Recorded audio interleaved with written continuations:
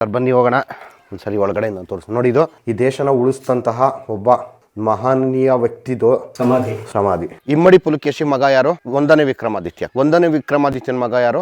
ವಿನಯಾದಿತ್ಯನ ಮಗ ವಿಜಯಾದಿತ್ಯನ ಮಗ ಎರಡನೇ ವಿಕ್ರಮಾದಿತ್ಯ. ಇದು ಎರಡನೇ ವಿಕ್ರಮಾದಿತ್ಯನ ಸಮಾಧಿ ಇರೋ ಸ್ಥಳ. ಒಟ್ಟು ಈ ತರ ಸ್ಟ್ರಕ್ಚರ್ ಈ ಭಾಗದಲ್ಲಿ 11 ಇದೆ. ಇದು ರಾಷ್ಟ್ರೀಯ ಸ್ಮಾರಕವಾಗಿ ಘೋಷಣೆ ಆಗ್ಬೇಕಿತ್ತು. ಅಥವಾ ಇದು ಚಾಲುಕ್ಯರ ಅರಸರ ಸಮಾಧಿಗಳ ಸ್ಥಿತಿ ನೋಡಿ ಹೆಂಗಿದೆ. ಎಲ್ಲ ಗಿಡಗಳು ಬೆಳ್ಕೊಂಡಿದೆ. ಕನ್ನಡದವ್ರಿಗೆ ತುಂಬಾ ದೊಡ್ಡ ಮಟ್ಟಿಗೆ ತಾರತಮ್ಯ ಆಗ್ತಾ ಇದೆ. ಕರುನಾಡ ತಾಯಿ ಸದಾ ಚಿನ್ಮಯಿ.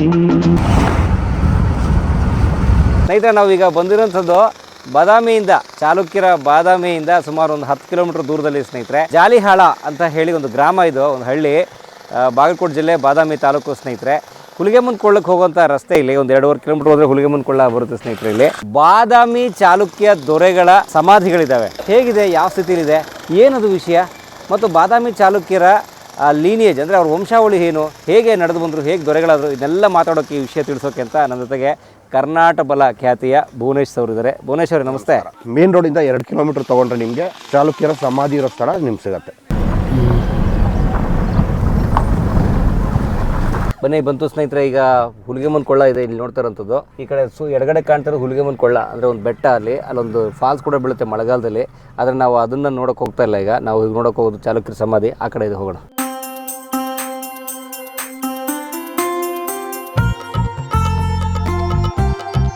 ಇದೇನೋ ನಾರ್ಮಲಿ ಒಂದು ಶೈವ ಕ್ಷೇತ್ರ ಇರಬೇಕು ಅಂತ ಮಾತ್ರ ಅನ್ಕೊಂಡಿದ್ದು.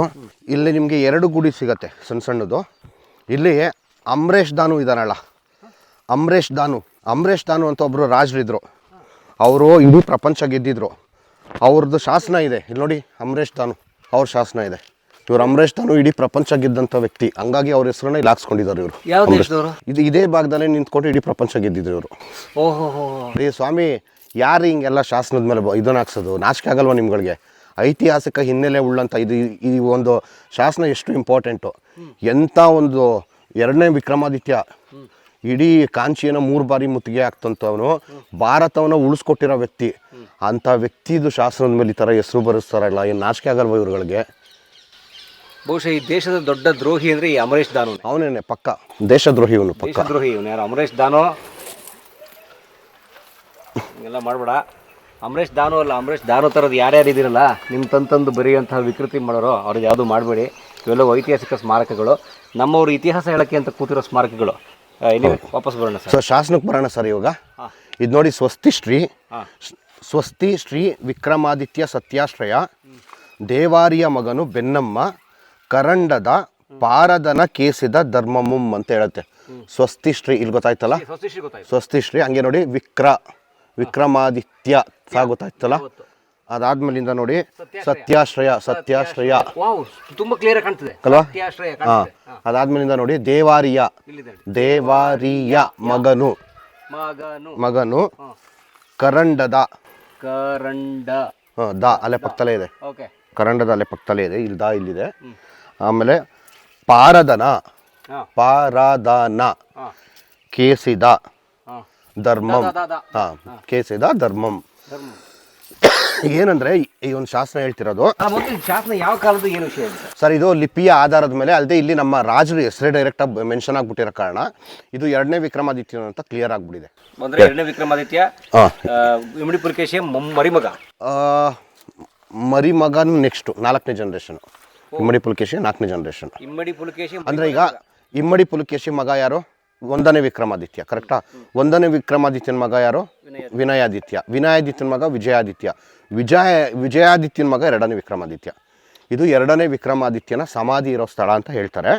ಮತ್ತೆ ಇಲ್ಲಿ ಏನಂತ ಇದೆ ಈ ಶಾಸನದ ಅರ್ಥ ಏನು ಅಂದರೆ, ಈ ಶಾಸನ ದೇವಾರಿಯ ಮಗ ಬೆನ್ನಮ್ಮ ಅನ್ನೋ ವ್ಯಕ್ತಿ, ಅವ್ರ ತಂದೆ ಹೆಸರು ದೇವಾರಿಯ ಮಗ ಅಂತ ಹಾಕೊಂಡ್ರೆ, ದೇವಾರಿ ಅನ್ನೋದು ಅವ್ರ ಅಪ್ಪನ ಹೆಸರು. ಈ ವ್ಯಕ್ತಿ ಬಂದು ಈ ಒಂದು 2ನೇ ವಿಕ್ರಮಾದಿತ್ಯನ ಒಂದು ಸಮಾಧಿಗೆ ಕರಂಡ ಅಂದರೆ ಈ ಬಿಂದಿಗೆ ಥರ ಬರುತ್ತಲ್ಲ, ಇದೇನಂತಾರೆ ಕಳಿಸೋದು ಕುಡ್ಕೆ ಥರ, ಅದ್ರ ಒಳಗಡೆ ಈ ಸ್ಥಳದಲ್ಲಿ ಬಂದು ಇವಂದು ಏನಂತಾರೆ ನಮ್ಮ 2ನೇ ವಿಕ್ರಮಾದಿತ್ಯನ ಹಸ್ತಿಯನ್ನು ಇಟ್ಟು ಈ ಒಂದು ದೇವಸ್ಥಾನ ಕಟ್ಟಿದ್ದೀನಿ ಅಂತ, ಈ ಒಂದು ಸಣ್ಣ ಗುಡಿಯನ್ನು ನಿರ್ಮಾಣ ಮಾಡಿದ್ದಾನೆ ಅಂತ. ಅಂದರೆ ಹಿಂದಿನ ಕಾಲದಲ್ಲಿ ಈ ಥರ ಏನಂತಾರೆ ಈ ರಾಜರುಗಳು ಕುಡಿಕೆಯಲ್ಲಿ ಅವ್ರದ್ದು ಅಸ್ಥಿಯನ್ನು ಸಂಗ್ರಹ ಮಾಡಿ ಅದನ್ನು ಕೆಳಗಡೆ ಇಟ್ಟು ಅದ್ರ ಮೇಲೆ ಲಿಂಗ ಪ್ರತಿಷ್ಠಾಪನೆ ಮಾಡೋರು. ಲಿಂಗ ಪ್ರತಿಷ್ಠಾಪನೆ ಮಾಡಿ ಗುಡಿ ಕಟ್ಬಿಡೋರು. ಸೊ ಹಾಗಾಗಿ ಇದು ಶಾಸನದಲ್ಲೇ ಡೈರೆಕ್ಟಾಗಿ ದಾಖಲೆ ಆಗಿರೋ ಕಾರಣ ಇದು ಸಮಾಧಿ ಅಂದ್ಬಿಟ್ಟು. ಸೊ ಇಲ್ಲಿ ಚಾಲುಕ್ಯರ ಒಂದು ಸಮಾಧಿಗಳಿರೋ ಸಾಧ್ಯತೆಗಳು ಇದೆ ಅಂತ ಹೇಳ್ತಾರೆ. ಅಲ್ಲದೆ ಈ ಸೈಟಲ್ಲಿ ನಾವು ಇವಾಗ ಏನಿದ್ದೀವಲ್ಲ, ಇಲ್ಲಿ ಇತಿಹಾಸಕಾರ ಹೇಳೋ ಪ್ರಕಾರ ಇದು ವಿಕ್ರಮಾದಿತ್ಯನ ಸಮಾಧಿ ಆದರೆ ಅವ್ರಿಗೆ ಇಬ್ಬರು ಹೆಂಡ್ತಿರಿದ್ರು, ತ್ರೈಲೋಕ್ಯ ಮಹಾದೇವಿ, ಇದು ಲೋಕ ಮಹಾದೇವಿ, ತ್ರೈಲೋಕ್ಯ ಮಹಾದೇವಿ ಅಂತ. ಇಲ್ಲಿ ನೋಡಿ ಇಲ್ಲೊಂದು ಗುಡಿ ಇದೆ ಈಗ, ಕರೆಕ್ಟಾ? ನಾನು ಆಗಲೇ ನಿಮ್ಗೆ ಬರ್ತಾ ಒಂದು ಗುಡಿ ತೋರಿಸ್ದೆ. ಅಲ್ಲಿ ಈ ಕೆಳಗಡೆ ಭಾಗದಲ್ಲಿ ಏನಿದೆಯಲ್ಲ, ಇದು ವಿಕ್ರಮಾದಿತ್ಯನ ಮಡದಿಯರ ಒಂದು ಇದಾಗಿರ್ಬೋದು ಅಂತ ಹೇಳ್ತಾರೆ, ಸಮಾಧಿಗಳು ಇರ್ಬೋದು ಅಂತ. ಇದು ವಿಕ್ರಮಾದಿತ್ಯ, ಎಡಬಲಕ್ಕಿರೋದು ಅವರ ಇಬ್ಬರು ಪತ್ನಿಯರ ಸಮಾಧಿ. ಹೌದು ಸರ್, ಬನ್ನಿ ಹೋಗೋಣ ಒಂದ್ಸರಿ ಒಳಗಡೆ ತೋರಿಸ್. ನೋಡಿ, ಇದು ಶೈವ ಗುಡಿ ಮಾಡಿದ್ದಾರೆ, ಹಾಗಾಗಿ ದ್ವಾರಪಾಲರದು ಒಂದು ಶಿಲ್ಪ ಕೂಡ ಕೆತ್ತಿದ್ದಾರೆ. ಯಾಕೆಂದರೆ ಈಗಾಗಲೇ ಇದು ನೋಡಿ ಎಲ್ಲ ಗೊತ್ತಾಗ್ತಿದೆಯಲ್ಲ, ಕುಸ್ತೋಗಿದೆ, ಒಳಗಡೆನೂ ಕುಸ್ತೋಗಿರೋದನ್ನ ಮತ್ತೆ ನಿಲ್ಲಿಸಿದ್ದಾರೆ ಅಲ್ಲಿ ಕಲ್ಲಾಕ್ಬಿಟ್ಟು. ನೋಡಿ ಇಲ್ಲಿ ಕಲ್ಲಾಕಿ ನಿಲ್ಲಿಸಿದ್ದಾರೆ ಆ್ಯಕ್ಚುಲಿ ಇತ್ತೀಚಿನ ವರ್ಷಗಳಲ್ಲಿ. ಹಾಗಾಗಿ ಇದು ಯಾವತ್ತು ಕುಸ್ತೋಗುತ್ತೋ ಗೊತ್ತಿಲ್ಲ. ನೋಡಿ ಎಂಥ ಒಂದು ದೈನಂದಿನ ಪರಿಸ್ಥಿತಿನಲ್ಲಿದೆ. ಈ ದೇಶನ ಉಳಿಸಿದಂತಹ ಒಬ್ಬ ಮಹನೀಯ ವ್ಯಕ್ತಿದು ಸ್ಮಾರಕ ಇವತ್ತಿಗೆ ಈ ಒಂದು ಕಂಡೀಷನ್ಗೆ ಬಂದಿದೆ. ಸಮಾಧಿ ಅಂದ್ರೆ ಈಗ ಶಿವಲಿಂಗ ಇದೆಯಲ್ಲ, ಆ ಶಿವಲಿಂಗದ ಕೆಳಗಡೆ ಕರಂಡ ಒಂದು ಕುಡಿಕೆಯಲ್ಲಿ ಎರಡನೇ ವಿಕ್ರಮಾದಿತ್ಯನ ಅಸ್ಥಿ ಇಟ್ಟು, ಅದೇ ಶಾಸನ ಹೇಳ್ತಿರೋದೇನು ಅಂದರೆ ಈ ಒಂದು ಲಿಂಗದ ಕೆಳಗಡೆ ಆ್ಯಕ್ಚುಲಿ ಕರಂಡ ಅಂದರೆ ಒಂದು ಬಿಂದಿಗೆ ಅಥವಾ ಇದಂತಾರಲ್ಲ ಕುಡಿಕೆ, ಅದರಲ್ಲಿ ಅವನ ಅಸ್ಥಿ ಇಟ್ಟು ಅದ್ರ ಮೇಲೆ ಶಿವಲಿಂಗ, ಅಲ್ಲಿ ಪ್ರಾಸಾದಂ ಅಂತಲೂ ಏನೋ ಒಂದು ಪದ ಬಂದಿತ್ತು. ಈ ಗುಡಿನ ದೇವಾರಿಯ ಮಗ ಬೆನ್ನಮ್ಮ ಕಟ್ಟಿದ್ದಾನೆ ಅಂತ ಹೇಳ್ತಾರೆ. ಅಂಡ್ ಆ ಬೆನ್ನಮ್ಮ ಕುಡ್ ಬಿ ಇವ್ರ ಸಾಮ್ರಾಜ್ಯ ಯಾರೋ ಮುಖ್ಯ ವ್ಯಕ್ತಿ ಅನ್ನೋದಕ್ಕಿಂತ ಅವನೊಬ್ಬ ಇರ್ಬೋದು, ಅಂದರೆ ಈ ಶಿಲ್ಪಿ ಇರಬಹುದು, ಅಥವಾ ಈ ಥರ ಈಗ ನಮ್ಮ ಕಡೆನೇ ತೊಗೊಂಡ್ರೆ ಮಣ್ಣು ಮಾಡ್ಬೇಕಂದಾಗ ಸ್ಪೆಸಿಫಿಕ್ ಒಂದಷ್ಟು ಜನ ಇರ್ತಾರೆ ನೋಡಿದ್ರಲ್ಲ, ಅಂಥವನು ಇರಬಹುದು. ಅಂದರೆ ಅವ್ನು ಮೋಸ್ಟ್ಲಿ ಒಂಥರ ಮೇಸ್ತ್ರಿ ಥರ ಅನ್ಕೋಬೋದು, ಮೇಸ್ತ್ರಿ ಥರ. ಸೊ ರಾಜರು ಸತ್ತಿದ್ದಾರೆ, ಆ ರಾಜರದ್ದು ಇದನ್ನು ಕೊಡ್ತಾರೆ ಅಂತ ಇವ್ರಿಗೆ ಆಲ್ರೆಡಿ ಆರ್ಡ್ರ್ ಬಂದಿದೆ. ಅವನು ಆ ಸಂದರ್ಭದಲ್ಲಿ ಬಂದು ಇಲ್ಲಿ ಆ ಮೇಸ್ತ್ರಿ ಬೇರೆಯವ್ರನ್ನೆಲ್ಲ ಕರ್ಕೊಂಬಂದು ಈ ಗುಡಿನೂ ಕಟ್ಸಿರ್ಬೋದು. ಅದನ್ನ ಇಟ್ಬಿಟ್ಟು ಮೇಲ್ಗಡೆಗೆ ಲಿಂಗ ಪ್ರತಿಷ್ಠಾಪನೆ ಮಾಡಿ ಗುಡಿ ಕಟ್ಸಿರ್ತಾರೆ. ಆ ಥರ ಈ ರಾಜರ ಸಮಾಧಿಗಳನ್ನ ಮಾಡ್ತಾರಲ್ಲ, ಈಗ ನೋಡಿ ನಾವು ಕೇಳ್ತೀವಿ ಪುಟಿನ್, ಈಗ ರಷ್ಯಾ ಪ್ರೆಸಿಡೆಂಟ್ ಪುಟಿನ್ ಅವ್ನು ಎಲ್ಲೇ ಹೋದ್ರು ಅವ್ನಿಗೆ ಏನೇ ಐಟಮ್ ಬರೋದಂಗೆಲ್ಲ ಎತ್ತೆತ್ತಿ ಸೂಟ್ ಕೇಸ್ ಹಾಕೋತಾರೆ ಅಂತ ಇತ್ತೀಚೆಗೆ ಫಾರ್ವರ್ಡ್ ಮೆಸೇಜ್ ಸತ್ಯನ ಸುಳ್ಳು ನಂಗೆ ಗೊತ್ತಿಲ್ಲ. ಸೊ ಅಂದ್ರೆ ಇಟ್ ಇಸ್ ಸೋ ಕಾನ್ಫಿಡೆನ್ಷಿಯಲ್. ಒಬ್ಬ ನಾಯಕ ಅಥವಾ ಒಬ್ಬ ಲೀಡರ್ ನಾಡನ್ನ ಆಳ್ತಿರುವಂಥವ್ರು, ಅವರ ವಸ್ತುಗಳು, ಅವರ ಅಸ್ಥಿ ಕೂಡ ಅಷ್ಟೇ ಇಂಪಾರ್ಟೆಂಟ್. ಹೌದೌದು, ಖಂಡಿತವಾಗ್ಲು ತುಂಬ ಇಂಪಾರ್ಟೆಂಟ್ ಅದು. ಸೊ ಈಗಾಗಲೇ ಫುಲ್ಲು ಕುಸ್ತೋಗೋ ಹಂತಕ್ಕೆ ಬಂದಿದೆ ಇದು. ಇದನ್ನು ಉಳಿಸ್ತಾ ಇದ್ರೆ ಮಾತ್ರ ನಿಜವಾಗ್ಲೂ ನಾವು ಇತಿಹಾಸಕ್ಕೆ ಬಗ್ದಂಥ ದೊಡ್ಡ ದ್ರೋಹ ಆಗುತ್ತೆ. ಕನ್ನಡದವರು ಇನ್ನು ಮಲ್ಕೊಳ್ದೆ, ಇನ್ನೂ ಎದೊಳ್ದೆ ಇಂಥ ವಿಷಯಗಳಿಗೆ ಧ್ವನಿ ಎತ್ತದೆ ಇದ್ರೆ. ಆಕ್ಚುಲಿ ವಿಕ್ರಮಾದಿತ್ಯನ ಕೊಡುಗೆ ಏನು? ಓಕೆ, ವಿಕ್ರಮಾದಿತ್ಯನ ಕೊಡುಗೆ ಏನು? ಭಾರತ ಇವತ್ತು ಉಳಿದಿದ್ರೆ ವಿಕ್ರಮಾದಿತ್ಯನ ವಿಕ್ರಮಾದಿತ್ಯನು ಒಂದು ಕಾರಣ ಆಗಿದ್ದಾನೆ. ಕಾರಣ ಏನು ಅಂದರೆ, ಹೌದು, 739ನೇ ಇಸ್ವಿನಲ್ಲಿ ನಿಮ್ಗೆ ಈ ಕಡೆ ಅರಬ್ ದೇಶಗಳಿದೆಯಲ್ಲ, ಅರಬ್ ದೇಶಗಳಲ್ಲಿ ಒಂದು ಎರಡನೇ ಖಲೀಫತ್ ಒಂದು ಸಾಮ್ರಾಜ್ಯ ಬರುತ್ತೆ. ಎರಡನೇ ಖಲೀಫತ್ ಸಾಮ್ರಾಜ್ಯ. ಖಲೀಫತ್ ಅಂದರೆ ಈಗಲೂ ಅಷ್ಟೇ ಪ್ರಪಂಚದಲ್ಲಿ ಇಸ್ಲಾಮಿಕ್ ಇದಕ್ಕೆ ವಿಷಯಗಳಿಗೆ ಸಂಬಂಧಪಟ್ಟಂಗೆ ಮಾತಾಡೋವಂಥ ವ್ಯಕ್ತಿಗಳು, ದೊಡ್ಡ ವ್ಯಕ್ತಿಗಳು ಇರ್ತಾರಲ್ಲ, ಅಂದರೆ ಆ ಧರ್ಮ ಪ್ರಚಾರದ್ದು ಅದಿದೆಯಲ್ಲ, ಅದನ್ನು ಖಲೀಫರ್ ಮಾಡೋದು ಈಗಲೂ ಗೊತ್ತಲ್ಲ. ಹಿಂದೆ ಆ ಥರ ಖಲೀಫತ್ತದು ಸಾಮ್ರಾಜ್ಯಗಳೇ ಇರ್ತಿತ್ತು. ಅದರಲ್ಲಿ ಮೇಜರಾಗಿ 3 ಸಾಮ್ರಾಜ್ಯ ಇರುತ್ತೆ. ಒಂದು ರಶುದ್ದೀನ್ ಖಲೀಫತ್ತು, ಇನಿಷಿಯಲ್ ಮೊಹಮ್ಮದ್ ಪೈಗಂಬರ್ ಹುಟ್ಟಾಕಿದ್ದು. ಎರಡನೇದು ಹುಮಾಯೂದ್ ಖಲೀಫತ್ ಅಂತ ಇನ್ನೊಂದು ಸಾಮ್ರಾಜ್ಯ ಬರುತ್ತೆ. ಆಮೇಲಿಂದ ಅಬಸಿಡ್ ಖಲೀಫತ್ ಅಂತ ಬರುತ್ತೆ. ನಾನು ಅದರಲ್ಲಿ ಹೇಳ್ತಿರೋದು 739ನೇ ಇಸ್ವಿನಲ್ಲಿ ಭಾರತದ ಮೇಲೆ ಅರಬ್ ದಾಳಿ ಆಗುತ್ತಲ್ಲ, ಅವತ್ತಿಗೆ ಇದ್ದದ್ದು ಹುಮಾಯೂದ್ ಖಲೀಫತ್ ಅಂತ. ನೀವೀಗಲೂ ವಿಕಿಪೀಡಿಯಾನಲ್ಲಿ ಹೋಗ್ಬಿಟ್ಟು largest empires in the world ಅಂತ ಕೊಡಿ, largest empires in the world. ಅದು ಇವತ್ತಿನ ಕಾಲಕ್ಕೆ 7ನೇ ಲಾರ್ಜೆಸ್ಟ್ ತೋರಿಸುತ್ತೆ ಇವತ್ತಿನ ಕಾಲಕ್ಕೆ. ಏಕೆಂದರೆ 2200 ವರ್ಷಗಳು ಏನೇನು ಬಂದಿದೆಯಲ್ಲ. ಆದರೆ 8ನೇ ಶತಮಾನದ ಮಧ್ಯಭಾಗದಲ್ಲಿ ಅದು ಇಡೀ ಪ್ರಪಂಚದ ದೊಡ್ಡ ಸಾಮ್ರಾಜ್ಯ. ಏನೇಳಿ, ಇಡೀ ಪ್ರಪಂಚದ ದೊಡ್ಡ ಸಾಮ್ರಾಜ್ಯ ಅದು. ಅಂಥ ಒಂದು ದೊಡ್ಡ ಸಾಮ್ರಾಜ್ಯ ಭಾರತದ ಮೇಲೆ ಯುದ್ಧಕ್ಕೆ ಬಂದಾಗ ಅದನ್ನು ಹಿಮ್ಮೆಟ್ಟಿಸೋದು ವ್ಯಕ್ತಿ. ಇವನ್ನ ಯಾವ ಸ್ಥಿತಿನಲ್ಲಿ ನಾವು ನೋಡಬೇಕಾಗಿತ್ತು ಲೆಕ್ಕ ಹಾಕಿ. ಅಲ್ಲ ಸರ್, 8ನೇ ಶತಮಾನ ಅಂದ್ರೆ 739 ಅಂದ್ರೆ 8ನೇ ಶತಮಾನದಲ್ಲಿ, ಅಂದ್ರೆ ಈಗ 1200-1300 ವರ್ಷಗಳ ಹಿಂದೆ ಅರಬರು ಅಂದ್ರೆ ಇಡೀ ಜಗತ್ತಿನ ಅತಿ ದೊಡ್ಡ ಸೈನ್ಯ ಭಾರತದ ಮೇಲೆ ಯುದ್ಧಕ್ಕೆ ಬಂದಾಗ ಮುಂದೆ ನಿಂತು ಹೋರಾಡಿ ಗೆದ್ದಂತ ಮನುಷ್ಯ, ಇಡೀ ಭಾರತವನ್ನ ಅರಬರು ವಶಪಡಿಸ್ಕೊಳ್ಳದೆ ತಡೆದಂತ ಮನುಷ್ಯ ನೋಡಿ. ಅಂತಹ ಮಹನೀಯ ಸಾಮ್ರಾಟನ, ಅಂತ ಮಹನೀಯ ಯೋಧನ ಸಮಾಧಿನ ನಾವು ಹೇಗೆ ಇಟ್ಕೊಂಡಿದ್ದೀವಿ ನಾವು? ತಪ್ಪಲ್ವಾ? ಹೇಗೆ ಇಟ್ಕೋಬೇಕಾಗಿತ್ತು ನಾವು ಇದನ್ನ?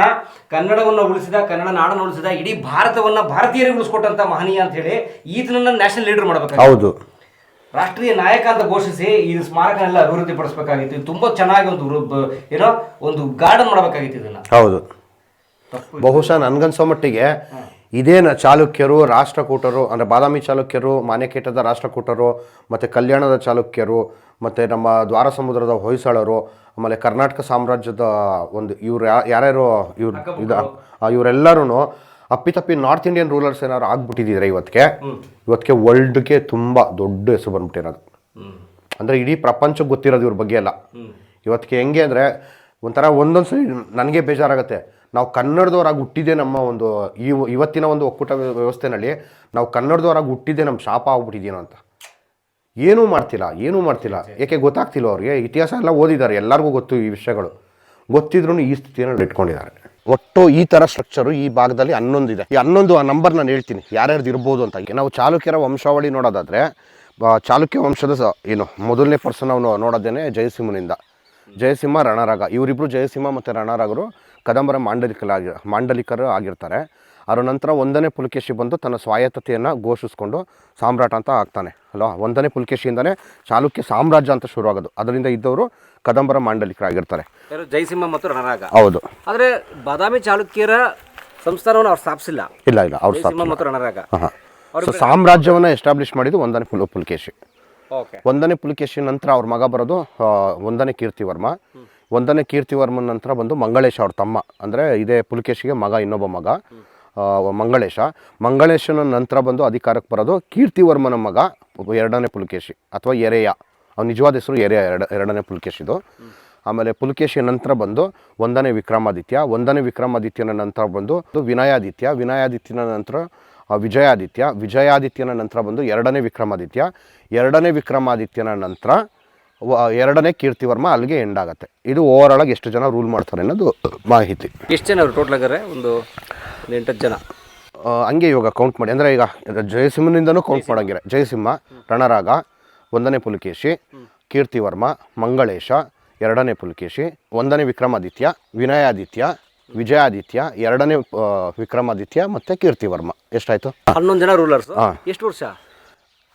ಎಷ್ಟು ವರ್ಷ ಅಂತನಾ? ಟೋಟಲ್ ನಿಮಗೆ 543ರಲ್ಲಿ ಶುರು ಆಗುತ್ತಾನೆ. 543ರಿಂದ 200 ವರ್ಷಕ್ಕಿಂತ ಜಾಸ್ತಿ ಆಳ್ವಿಕೆ ಅವ್ರದ್ದಾಗುತ್ತೆ. 200 ವರ್ಷ. ಅದರಲ್ಲಿ ಈಗ 11 ನಂಬರ್ ಏನು ಕಾಣಿಸ್ತಲ್ಲ, ಅವ್ರ ಮಧ್ಯದಲ್ಲಿ ಪುಲಕೇಶಿ ಸತ್ತ ನಂತರ ಬಂದು ಅವರಿಬ್ಬರು ಮಕ್ಕಳುಗಳನ್ನು ಬರ್ತಾರೆ. ಅಂದರೆ 1ನೇ ವಿಕ್ರಮಾದಿತ್ಯ ಅಧಿಕಾರಕ್ಕೆ ಬರೋಕ್ಕಿಂತ ಮುಂಚೆ ಇಬ್ಬರು ಮಕ್ಕಳು ಬಂದು ಸತ್ತೋಗಿರ್ತಾರೆ ಆ್ಯಕ್ಚುಲಿ. ಅಂದರೆ ಈ ಮೋಸ್ಟ್ಲಿ ಆ ಸಂದರ್ಭದಲ್ಲಿ ಪಲ್ಲವ್ರಿಗೂ ಮತ್ತು ಚಾಲುಕ್ಯರಿಗೆ ಆದ ಒಂದು ತಿಕ್ಕಾಟದಲ್ಲಿ ಇವರು ಸತ್ತಿರೋ ಸಾಧ್ಯತೆ ಇದೆ. ಯಾಕೆಂದರೆ ಪುಲಕೇಶಿಗೆ ಟೋಟಲು ಶಾಸನಗಳಲ್ಲಿ ಇರೋಂಥ ಮಾಹಿತಿ ಪ್ರಕಾರ 5 ಜನ ಮಕ್ಕಳು ಬರ್ತಾರೆ. ಇಮ್ಮಡಿ ಪುಲಕೇಶಿ, ಯಾರೋ ಅಭಿನವಾದಿತ್ಯ, ಚಂದ್ರಾದಿತ್ಯ, ಆಮೇಲೆ 1ನೇ ವಿಕ್ರಮಾದಿತ್ಯ, ಪುಗುವರ್ಮ ಅಂತ ಒಬ್ಬ ಬರ್ತಾನೆ. ಅದಾದಮೇಲೆ ಜಯಸಿಂಹ. ಸೊ ಇಲ್ಲಿ ಇವಾಗ 11 ನಂಬರ್ನನ್ನು ನೋಡೋದ್ನಲ್ಲ, ಈಗ 11 ಸಮಾಧಿಗಳಿದೆ ಅಂತ. ಇದು ಸಂಶೋಧನೆಗೆ ಆಗಬೇಕಾಗಿರೋದು. ಅದರಲ್ಲಿ 3 ಇವಾಗ ಹೇಳಿದೆ. 8 ಯಾವುದಿರ್ಬೋದು ಅಂತ ನಾವು ಒಂದು ಅಂದಾಜು ಮೇಲೆ ಕ್ಯಾಲ್ಕುಲೇಷನ್ ಮಾಡಿದ್ರೆ ಜಯಸಿಂಹ ಮತ್ತು ರಣರಾಗರು ಇದ್ದ ಸಂದರ್ಭದಲ್ಲಿ ಅವರ ಹೈಹೊಳೆನಲ್ಲೇ ಇದ್ದಿದ್ದು. ಕರೆಕ್ಟ್ ಅಲ್ಲ? ಸೊ ಕ್ಯಾಪಿಟಲ್ ಇನ್ನೂ ಬಾದಾಮಿಗೆ ಬಂದಿಲ್ಲ. ಇನ್ನೂ ಬಂದಿರಲ್ಲ. ಬಾದಾಮಿಗೆ ಕ್ಯಾಪಿಟಲ್ ಶಿಫ್ಟ್ ಆಗಿದ್ದೇನೆ 1ನೇ ವಿಕ್ರಮಾದಿತ್ಯನ ಅಲ್ಲ 1ನೇ ಪುಲಕೇಶಿಯ ಕಾಲದಲ್ಲಿ. ಯಾವುದು ಈ ಗುಹಾಂತರ ದೇವಾಲಯಗಳ ಮೇಲೆ ಕೋಟೆ ಇದೆಯಲ್ಲ? ಹೌದು, ಅವನೇ ಆ ಕೋಟೆ ಕಳಿಸಿರೋದು. ನಾನೀಗಾಗಲೇ ಹೇಳ್ದಂಗೆ ಇಡೀ ದಕ್ಷಿಣ ಭಾರತದಲ್ಲಿ ಯಾವುದಾದ್ರು ಒಂದು ಕೋಟೆಯನ್ನು ನಿಖರವಾಗಿ ಕಟ್ಟಿದ ವರ್ಷವನ್ನು ದಾಖಲೆ ಮಾಡಿರೋದು ಕೂಡ ಇದೇನೆ. 1ನೇ ಪುಲಕೇಶಿ ಕಟ್ಟಿಸಿದಂತಹ ನಮ್ಮ ಬಾದಾಮಿ ಕೋಟೆ. ಅದು the first datable fort in the entire South India. ಅದಕ್ಕೆ ಶಾಸನ ಇದೆ. ಇದೆ. ಕೋಟೆಗೆ ಎಂಟ್ರಿನಲ್ಲಿ ಆ ಜಾಗದಲ್ಲಿ ನಿಮಗೆ ಆ ಒಂದು ಉಲ್ಲೇಖ ಬರುತ್ತೆ. ಅದು ಗುಹಾಂತರ ದೇವಾಲಯಗಳು ಸೀರೀಸಲ್ಲಿ ಬರುತ್ತಾ? ಹೌದು. ಅಲ್ಲಿ ಶಕವರ್ಷದ ಒಂದು ಉಲ್ಲೇಖ ಆಗುತ್ತೆ. ಶಕವರ್ಷದ ಉಲ್ಲೇಖ ಆಗಿರೋ ಕಾರಣ ಅದನ್ನು 543ನೇ ಇಸ್ವಿನಲ್ಲಿ ಕಟ್ಟಿದ್ದು ಅನ್ನೋದು ಮಾಹಿತಿ ಇದೆ. ಸೊ ಆ ಕಾರಣಕ್ಕೆ ಬಾದಾಮಿ ಚಾಲುಕ್ಯರ ವರ್ಷ ಶುರುವಾಗಿದ್ದು 543 ಅಂತ. ಹೌದು. ಸಾಮ್ರಾಜ್ಯ ಎಸ್ಟಾಬ್ಲಿಷ್ ಆಗೋದು 543 ಅಂತ ಹೇಳ್ತಾರೆ. ಆದರೆ ಜಯಸಿಂಹ ಮತ್ತು ರಣರಾಗ ದ ಫಸ್ಟ್ ಕಿಂಗ್ಸ್ ಅವರು ಐಹೊಳೆಲೇ ಇದ್ರು. ಐಹೊಳೆ ನಡೀದ್ರು. ಹೌದು. ಅದೇ ಅಲ್ಲಿಂದ ಆಳ್ತಿದ್ರು. ಆದರೆ ಜಯಸಿಂಹಂದು ಮತ್ತು ರಣರಾಗೊಂದು ಯಾವುದೂ ಶಾಸನಗಳಿಲ್ಲ. ಸೊ ಶಾಸನಗಳು ಏನಕ್ಕಿಲ್ಲ ಅಂದರೆ ಹಿಂದೆ ಬಂದು ಇವರು ಮಾಂಡಲಿಕರಾಗಿದ್ರಲ್ಲ, ಇವ್ರಿಗೆ ಶಾಸನ ಹೊಡಿಸುವಂಥ ಅಧಿಕಾರ ಇತ್ತೋ ಎಲ್ಲೋ ಗೊತ್ತಿಲ್ಲ. ಸೊ ಹಾಗಾಗಿ ಅವ್ರದ್ದು ಯಾವುದು ಶಾಸನ ಇಲ್ಲ. ಆದರೆ ಅವ್ರ ಬಗ್ಗೆ ಮಾಹಿತಿ ಅವರಿದ್ದರು ಅನ್ನೋದಕ್ಕೆ ಮಾಹಿತಿ ಬಂದು ಇವನು 1ನೇ ಪುಲಕೇಶಿಯ ಸಂದರ್ಭದಲ್ಲಿ ಒಂದು ಕೊಲ್ಲಾಪುರದ ಒಂದು ಕಾಪರ್ ಪೇಟ್ ಸಿಗುತ್ತೆ. ಆ ಕಾಪರ್ ಪೇಟಲ್ಲಿ ಉಲ್ಲೇಖ ಆಗಿದೆ ಅವರ ಹಿರಿಯರು ಯಾರು ಅಂದ್ಬಿಟ್ಟು. ಅಂದರೆ ಜಯಸಿಂಹ, ರಣರಾಗ. ಇದು ಬಿಟ್ಟರೆ ಅವ್ರ ಲೀನಿಯೇಜ್ ನಿಮಗೆ ಕಂಪ್ಲೀಟ್ ಲೀನಿಯೇಜ್ ಸಿಗೋದು ಬಂದು ನಮ್ಮ ಮೇಗುತಿ ಜಿನಾಲಯ ಇದೆಯಲ್ಲ, ಆ ಮೇಗುತಿ ಶಾಸನ. ಅದರಲ್ಲಿ ಕಂಪ್ಲೀಟಾಗಿ ಇವ್ರದ್ದೆಲ್ಲ ಮಾಹಿತಿ ಬರುತ್ತೆ. ಜಯಸಿಂಹ, ರಣರಾಗ ಇದ್ರು ಅಂತ ಅಲ್ಲೇ ಮಾಹಿತಿ ಗೊತ್ತಾಗುತ್ತೆ. Very nice, very nice. ಒಟ್ಟು ಇವರು 11 ಜನ ರಾಜರು 200 ವರ್ಷ ಈ ನಾಡನ್ನು ಆಳಿದ್ದಾರೆ. ಇಡೀ ಭಾರತ ಆಳಿದ್ದಾರೆ. ಆಲ್ಮೋಸ್ಟ್. ನನ್ನ ಒಂದು ಅಂದಾಜಿನ ಪ್ರಕಾರ, ಯಾಕೆಂದರೆ ಇದನ್ನು ಸಂಶೋಧನೆ ಆಗಬೇಕಾಗಿರೋ ವಿಷಯಕ್ಕೆ ಹೇಳ್ತಾ ಇರೋದು.